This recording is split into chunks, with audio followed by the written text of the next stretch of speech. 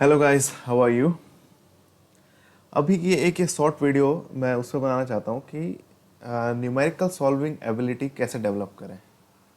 मैं बहुत बेसिक से 3 न्यूमेरिकल लूँगा यहाँ पे इस वीडियो में, और उसके हर एक पॉइंट को मैं डिस्क्राइब करूँगा कि जो लोग अभी तक प्रॉब्लम फेस कर रहे हैं न्यूमेरिकल सॉल्व करने में, और वो भी लोग कि जो एक नॉर्मल न्यूमेरिकल तो सॉल्व कर लेते हैं कि आपको दिया रहता है कि टेम्परेचर ये टेम्परेचर दिया है, इस टेम्परेचर पे आपका के की वैल्यू ये थी, दूसरे किसी T2 पे आपके के की वैल्यू K2 इज समथिंग, वो भी गिवन है, तो ई निकालिए। ये बहुत बेसिक से न्यूमेरिकल है, कोई भी से फॉर्मूला यूज़ कर सकता है। बट जब थोड़ा सा आपको एक प्रैक्टिकलिटी की प्रॉब्लम आ जाती है या थोड़ा चेंज करके दिया जाता है, तो उन पॉइंट्स पे आपको क्या करना है।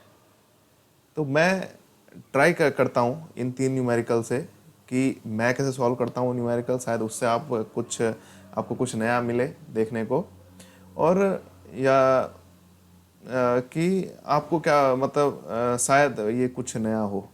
मैं ट्राई करूँगा अपनी तरफ से बेस्ट। ठीक है, तो पहला न्यूमेरिकल लेते हैं यहाँ पे। 11th PL बुक में सबसे पहला न्यूमेरिकल यही है शायद, एग्जाम्पल में 1.1। कुछ लोगों को ये बहुत इजी लगेगा, कुछ लोगों को लेकिन बहुत कंफ्यूजिंग भी होता है। मेरे को भी शायद शुरुआत में जब मैंने एक बार देखा था अपने कॉलेज टाइम पे, तो मुझे लग रहा था यार ये क्या पूछ रहे हैं ये सब चीज़ें। बट अभी आपके लिए जिन्होंने मेरे ये हाँ फोर लेक्चर वीडियो ये सब देख लिए हैं, ठीक है, उसके बाद आई थिंक आपको इसमें प्रॉब्लम नहीं आनी चाहिए।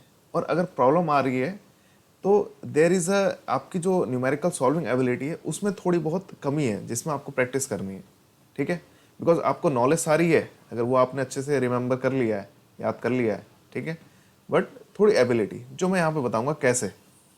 ठीक है, न्यूमेरिकल ये देख लीजिए, ऊपर पढ़ लीजिए, और जिसके पास 11th PL की बुक है वो 11th PL बुक में इसको खोल के देख लीजिए अगर राइटिंग में थोड़ा प्रॉब्लम लग रहा है तो। मैं एक बार पढ़ लेता हूँ। Rocket engine burn a stoichiometric mixture of fuel. देखिए एक एक लाइन बहुत, ये इस तरीके के न्यूमेरिकल में हर एक लाइन का इंपॉर्टेंस होता है। ठीक है, mixture of fuel which is liquid hydrogen in oxidant liquid oxygen. The combustion chamber is cylindrical. Note that 75 centimeter long and 60 centimeter in diameter, and the combustion process produces 108 kg per second of exhaust gases. If combustion is complete, find the rate of reaction of hydrogen and of oxygen. ठीक है, सबसे पहले इस तरीके के उसके question के लिए, ठीक है, जहाँ पे कंबशन हो रही है, उसने बोला कंप्लीट कंबशन है। ठीक है, कंप्लीट कंबशन से भी सबसे पहला टर्म आता है आपका stoichiometric mixture of fuel. What is stoichiometric mixture? मैंने स्टोइकोमेट्रिक डिस्कस की थी। कहीं भी स्टोइकोमेट्रिक मिक्सचर अगर हम बोलते हैं तो हम एक बैलेंस इक्वेशन लिखेंगे, ठीक है, और उसके अकॉर्डिंग ही हम कोई भी रिएक्शन मतलब कोई भी रिएक्टेंट कंज्यूम होगा, कोई भी प्रोडक्ट उसके अकॉर्डिंग बनेगा। ठीक है, तो सबसे पहले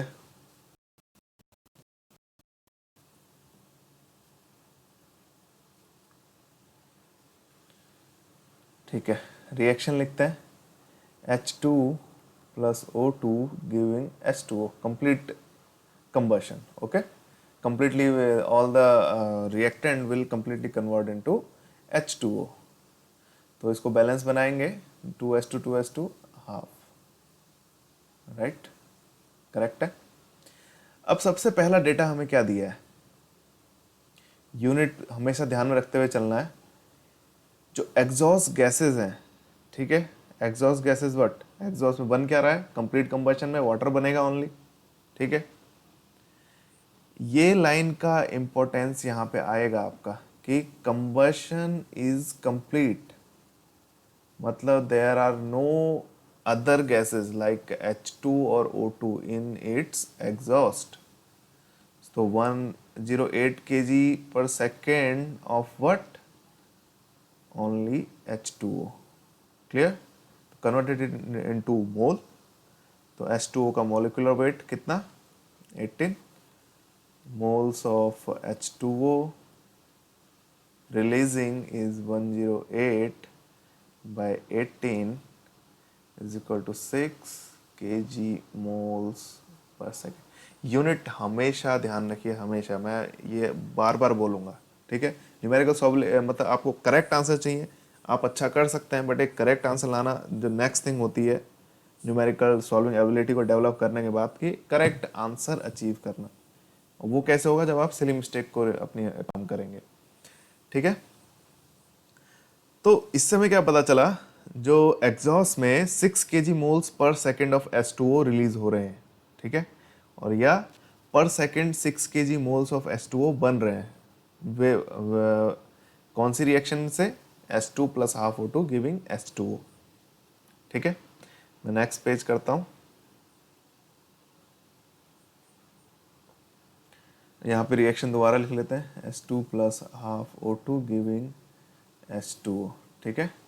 H2O के आपके 6 kg मोल्स पर सेकेंड। सो बट O2 के कितने मोल कंज्यूम हो रहे होंगे,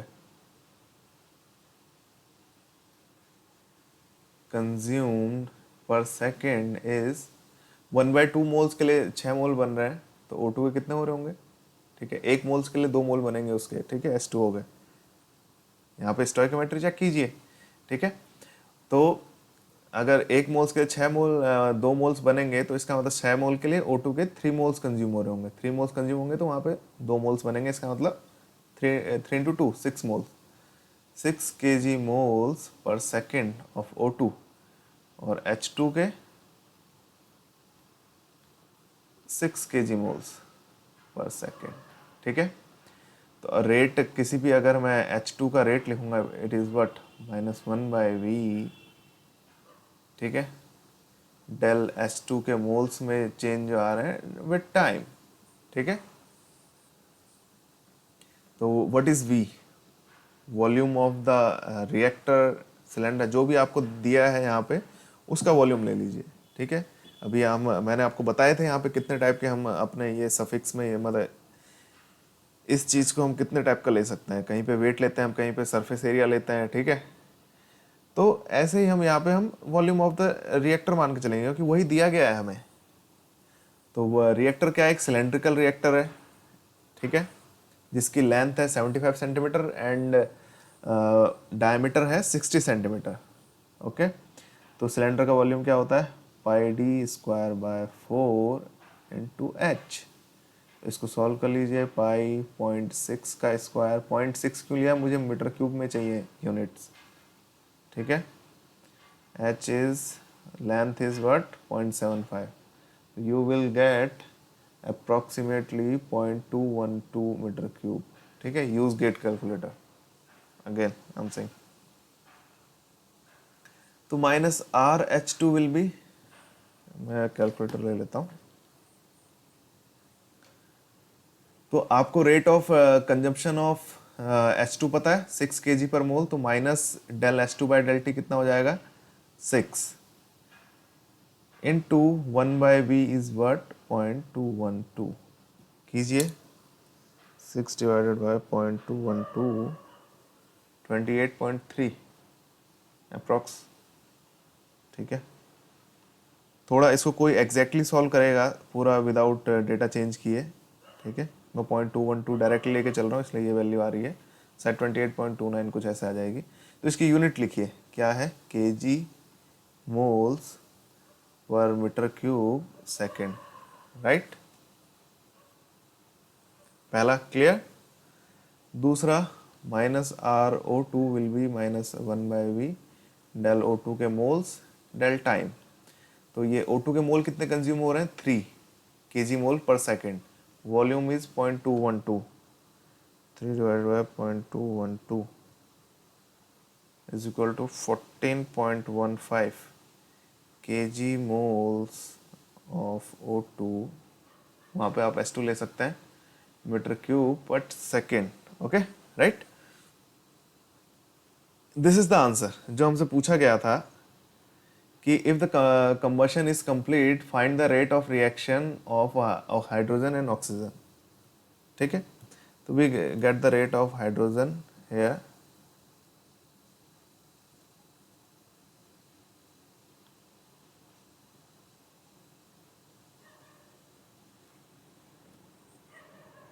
okay. Hydrogen hair and oxygen hair.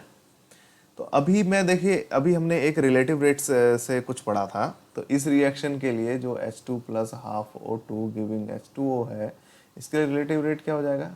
Minus H2O/1 equal to minus RO2/हाफ इज इक्वल टू RH2O/1। तो देखिए मैच कर रहे हैं ये चीज़ें। उसका 28.380 था, तो minus RO2 will be minus RH2/2। तो माइनस RH2 कितना था? 28.3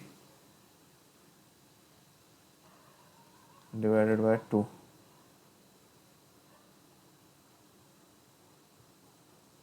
14.15। तो अगर आपने जब RH2 निकाल लिया था तो आपको ये इतनी कैलकुलेशन दोबारा करने की ज़रूरत नहीं थी, ये ऑलवेज वैलिड होता है। ठीक है, तो यहाँ से दो तीन चीज़ें सीखें हम। स्टोइकोमेट्रिक मिक्सचर अगर बोला गया है तो उसका मीन क्या है, कंप्लीट कंबशन बोला हुआ है उसका मीन क्या है। यहाँ पे ओनली देखो कंबशन प्रोडक्ट, आपको कंप्लीट कंबशन के प्रोडक्ट पता होने चाहिए, CO2 एंड H2O जनरली। ठीक है, और अगर कंबशन कंप्लीट नहीं है तो रिएक्टेंट भी आपका एग्जिट में अवेलेबल होगा कुछ मोल्स के साथ। ठीक है, तो अभी यहाँ पे हमारा रिएक्टेंट है H2O2, तो कंबशन कंप्लीट होने पे ओनली H2O मिलेगा आपको। ठीक है, तो उसका बेनिफिट आपको सबसे पहले 108 में यहाँ पे आपको उसका बेनिफिट सीधे सीधे हुआ है। ठीक है, हमारा कंप्लीट कंबशन का। स्टोइकोमेट्रिक मिक्सचर का भी आपको डायरेक्ट स्टोइकोमेट्री में आप यूज़ कर सकते हैं। ठीक है, वॉल्यूम गिवन हुआ है, इस वॉल्यूम से आपको रेट निकालने में बेनिफिट हुआ। ठीक है, तो ये जो सारे डेटा हैं, अभी ये तो आपका 11th PL में क्वेश्चन है। जब गेट में आएगा तो आपको अगर इस क्वेश्चन में फिर भी थोड़ा बहुत कंफ्यूजन है तो उसमें सारा डेटा मेंशन होगा, आपको डेटा में कोई प्रॉब्लम नहीं आएगी। ठीक है, बट आपको जो अपना सॉल्विंग एबिलिटी है वो आपको खुद की यूज़ करनी है। तो ये एक क्वेश्चन हम कर लेते हैं, नेक्स्ट क्वेश्चन पे जाते हैं। हाँ, तो नेक्स्ट न्यूमेरिकल देखते हैं हम। ये भी आपका जो 1.1 सॉल्व किया है, 1.2 इज दिस न्यूमेरिकल। ठीक है, बहुत अच्छा न्यूमेरिकल है ये भी, इसलिए मैंने इसे लिया है। जो जो मेरे को अच्छे लगे न्यूमेरिकल, ठीक है, वो मैंने ऐड किए हैं इसमें। तो देखिए न्यूमेरिकल में पढ़ लेता हूँ। A human being 75 kg, human being का वेट दिया है इन्होंने, consumes about 6000 kilo joule of food per day. ठीक है, क्या बोला है इन्होंने? 6000 kilo joule of food per day. ठीक है, assume that the food is all glucose, food को ऑल ग्लूकोज माना है उन्होंने, and that the overall reaction is glucose plus O2 giving CO2 plus H2O। ठीक है, और यहाँ पे क्या है कि बैलेंस किया हुआ है इन्होंने रिएक्शन को। ठीक है, आप चेक कर सकते हैं, और जब नहीं किया हुआ है तो बैलेंस करना जरूरी है। ठीक है, find man's metabolic rate, metabolic rate को उन्होंने और भी चीज़ें बोली हैं। ठीक है, इन टर्म्स ऑफ, किस टर्म में, देखो लिखा हुआ है moles of oxygen used per metre cube of person. Volume किसका लेना है? Per metre cube of person per second. तो यूनिट हमेशा याद रखनी है हमने, किस यूनिट में क्या पूछ रहा है एंड किस यूनिट में पूछ रहा है। ये चीज़ें एक बार ध्यान रखेंगे तो आपकी काफ़ी silly mistake, almost 90% of silly mistake आपकी ख़त्म हो जाएंगे वहाँ पे। डेंसिटी देखिए इन्होंने पर्सन की 1000 मान ली है, एज्यूम की है, तो इसमें कोई डाउट मत करना, उनका एजम्पशन है, डेटा ऑलरेडी गिवन रहेगा। इन्होंने 11th PL में सामने से नहीं लिखा है, क्वेश्चन न्यूमेरिकल सॉल्विंग में लिखा हुआ है, मैं आपको पहले से दे रहा हूँ। ठीक है, देखिए सबसे पहले हम बात करते हैं, आपकी रिएक्शन है C6H12O6। क्या इसमें मेथड होना चाहिए? 6CO2 plus 6H2O। आपको कुछ नहीं पता कितने मोल्स किसके जा रहे हैं, कितना मोल कितना कंज्यूम कर रहा है वो। ठीक है, और इतने फूड में एनर्जी कंजम्पशन कितना है किलो जूल्स का? 2816 किलो जूल, 2816 किलो जूल। ठीक है, बट ऊपर हमें हिंट दिया हुआ है यहाँ पे कि एक दिन में 6000 किलो जूल का फूड कंज्यूम करता है, और एक इस ग्लूकोज के 1 मोल को जब कंज्यूम होने में कितना कंज्यूम करने के लिए कितनी एनर्जी लग रही है आपकी? 2816, 6000 पर डे। ठीक है, तो कितने टाइम इस सेम फूड को उसे करना पड़ेगा? सिंपली हम क्या कर लेते हैं, 6000 जो कि किलो जूल पर डे है, राइट, डिवाइडेड बाय 2816, ये किलो जूल में है। तो इसका आंसर देख लीजिए, 6000 डिवाइडेड बाय 2816, तो इट इज़ 2.13, ठीक है, 2.13 राइट, पर डे। ये क्या होना चाहिए एक्चुअल में? For 1 mole of glucose, when 1 mole of glucose react with 6 mole of O2, how much energy consume? 2816। तो इसको हम क्या लिख सकते हैं, पर 1 मोल ऑफ ग्लूकोज, यूनिट ऐसा लिख सकते हैं हम, ठीक है। समझिए उसे, सिंपल सी बात है, 1 मोल जब रिएक्ट हो रहा है तो उसके लिए कितनी एनर्जी कंजप्शन है, 2816। ओवरऑल डे में जब इतनी है तो इसके कितने मोल कंज्यूम होंगे, 2.13। तो हमारे क्या है, ग्लूकोज से कितने मोल कंज्यूम हो रहे हैं,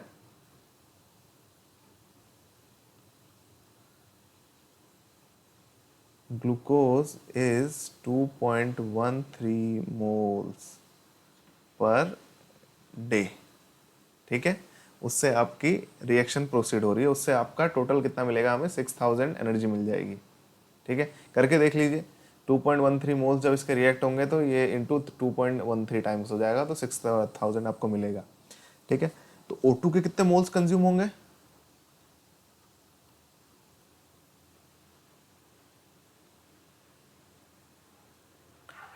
to 2.13 into 6, right, 12.78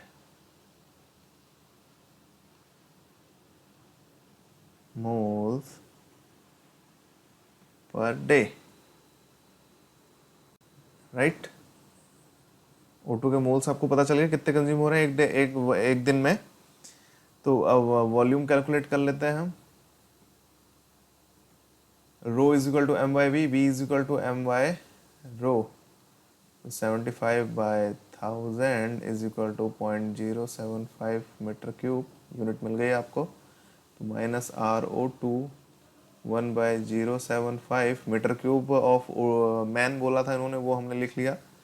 moles of O2 कितने, 12.78, ठीक है। बट ये क्या है, पर डे है, इसको हम कन्वर्ट करते हैं इनटू पर सेकंड में, ठीक है। सॉल्व कर लीजिए।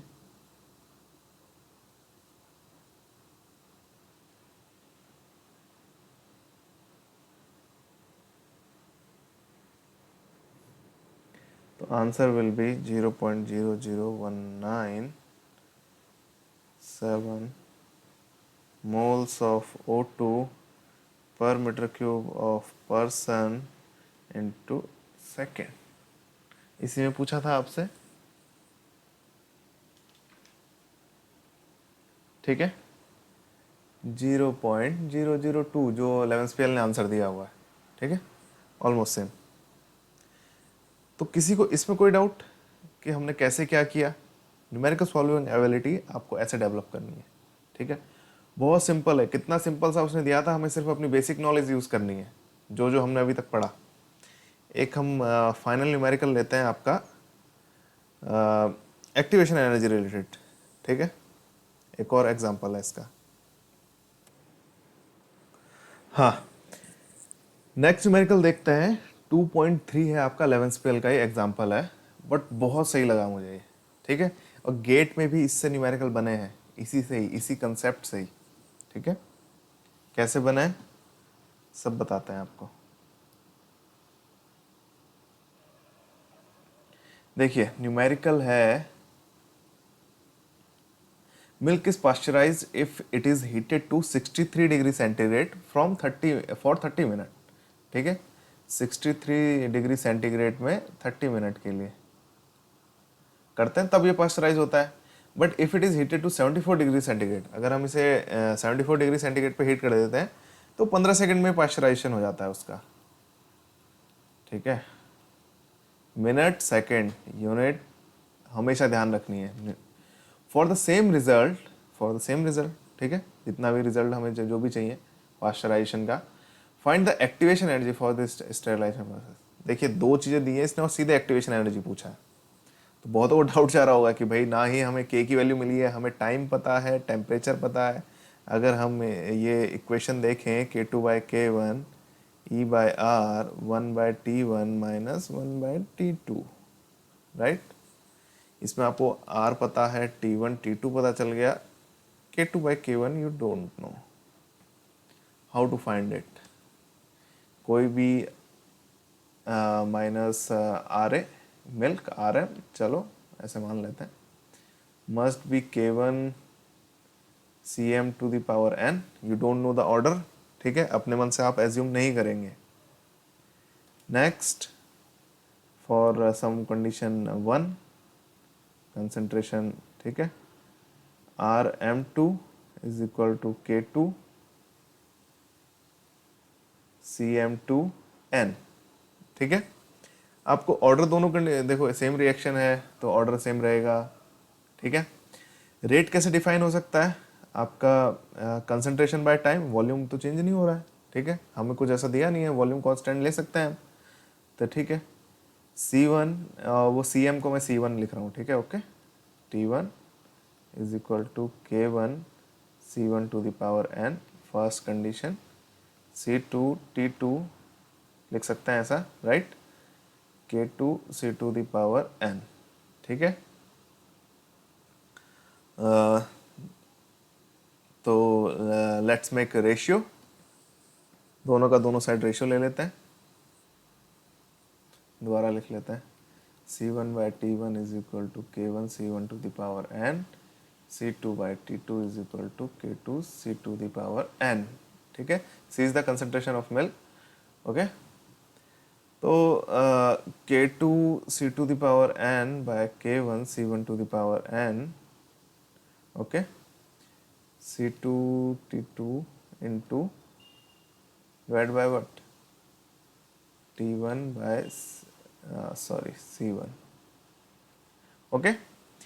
इतना हो गया, तो K2/K1 you want, okay, T1/T2 मैं यहाँ पे लिख लेता हूँ, इंटू C2/C1 है, इंटू ये क्या हो जाएगा, C1 to the power n C to the power n, तो T1/T2 इंटू C1/C2 की पावर n-1, दोनों में से एक एक ये कटेगा ना, ठीक है। इतना आपके पास एक्सप्रेशन है, मतलब आप ऐसे डिफाइन कर सकते हैं, ठीक है। बट व्हाट अबाउट, अब आपको टाइम दिया है, K2/K1 आपको पता करना है, तो उसके लिए आपको C1/C2 भी चाहिए। C1/C2 कंसंट्रेशन चेंज का इसमें बोला, कंसंट्रेशन चेंज होगा दोनों कंडीशन में, दोनों कंडीशन में हमने सेम मिल्क को हीट किया है 63 डिग्री सेंटीग्रेड पे और 74 डिग्री सेंटीग्रेड पे, ठीक है, तो कंसंट्रेशन विल रिमेन सेम। तो for such condition K2/K1 will directly equal to T1/T2, right, ठीक है।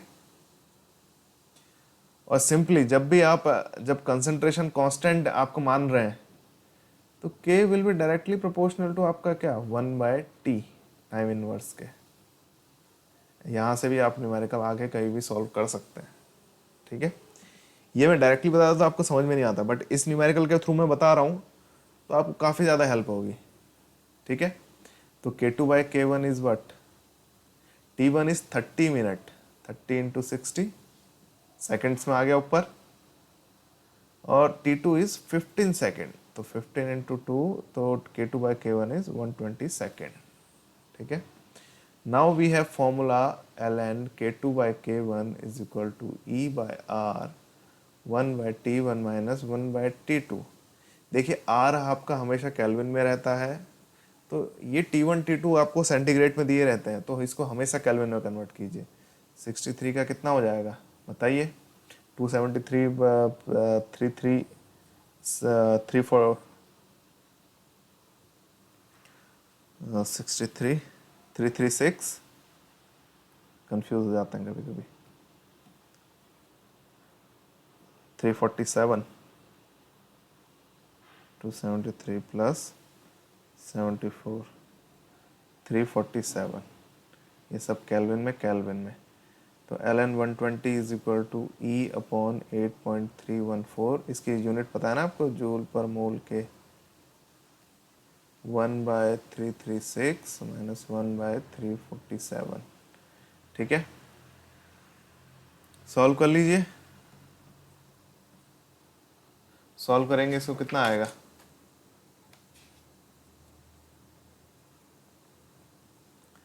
तो E will be equal to 421.885 kilojoule per mole. मेरा ये आया है, इसी को अगर शायद अप्रोक्सीम आपको इसको ऐसा लिख सकते हैं, किसी का एग्जैक्ट भी आएगा तो बताना। ठीक है, यही सेम अब गेट में कैसे था मैं वो बताता हूँ। अभी अब मैंने लास्ट एक क्वेश्चन करवाया है 5th लेक्चर में, जहाँ पे आपको कंसंट्रेशन चेंजेस दिए हुए हैं, रेट कंसंट्रेशन के साथ रेट कैसे चेंज हो रहा है और टेम्परेचर के साथ रेट कैसे चेंज हो रहा है, कोई 3 डेटा दिए हुए हैं। ठीक है, सेम क्वेश्चन है, वहाँ पे बता दिया है कि फर्स्ट ऑर्डर है। ठीक है, बट फर्स्ट ऑर्डर नहीं बताते, वो कंसंट्रेशन भी अगर सेम रख के देते तो आप फिर भी सॉल्व कर सकते थे। ठीक है, so that's all for this particular video. अभी आगे मैं बढ़ाते हैं लेक्चर को जल्दी से। ठीक है, थैंक यू।